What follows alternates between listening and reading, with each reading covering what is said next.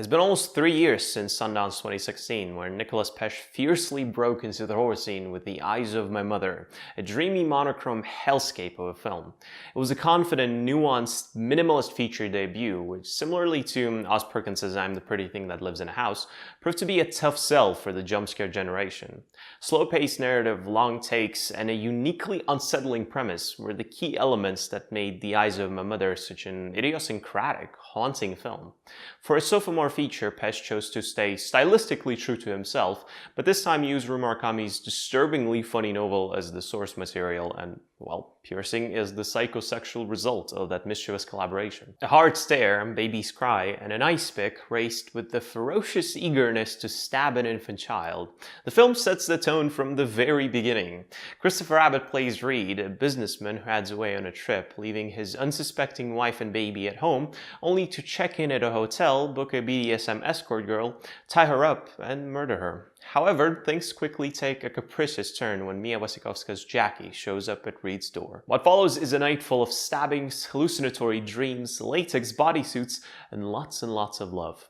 Piercing truly is one strange beast, both in its stylistic approach and its faithfulness to its source material. As with The Eyes of My Mother, explicit imagery is kept to the bare minimum, and as a result, the film relies purely on the implication of its disturbingly surreal reality, which actually works in favor of the film's darkly comedic tone. Upon reading Ru Murakami's original novel after seeing the film, I was actually quite surprised not only by how accurately Pesce presented the tone of the book, but also by how restrained the film is in comparison to the off-putting descriptions in Murakami's admittedly superb work. It would have been so easy to just use cheap shock tactics and take some liberties with the source material, but this was a refreshingly tactful take on an exploitation story. In the same vein as Peter Strickland's Fantastic in Fabric, Piercing is a neo-giallo homage, even going as far as adopting Deep Red's main theme for one of the scenes. Effortless elegance oozes out of the screen as you're subjected to the film's most twisted acts of cruelty, which are then nonchalantly followed by bizarrely incongruous humor. It's a film about seeming polar opposites, and that aspect of it is reflected in every single frame, be it vinyl-looking establishing shots of the city, retro aesthetic of the hotel rooms, or even the split screens showing the power dynamic between the leads.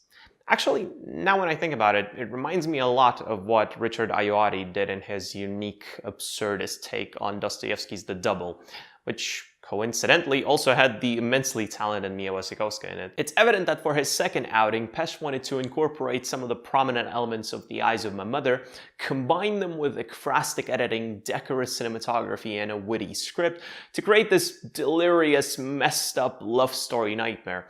But what elevates the film above purely the visual splendor are the lead performances. In a grotesque film focused almost entirely on the main duo, committed acting is that key component that makes Piercing as amusing as it is, even despite some of the rough edges in its pacing and dialogue writing. Christopher Abbott dominates the first half an hour of the film, channeling this inner suppressed psychopathic attitude in one particularly remarkable scene involving nasty sound effects.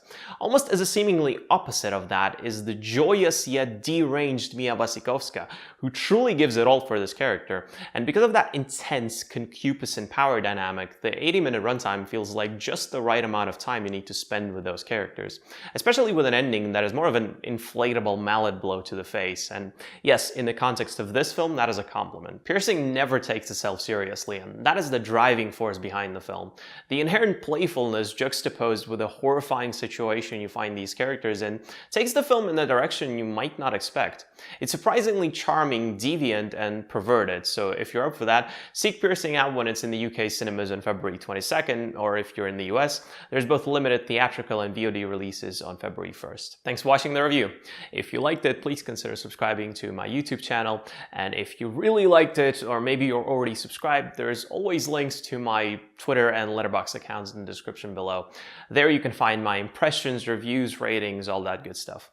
Again, I apologize for not making any reviews for such a long time prior to this one. It was quite a tough time in my life, but I'm over that now. Everything's great.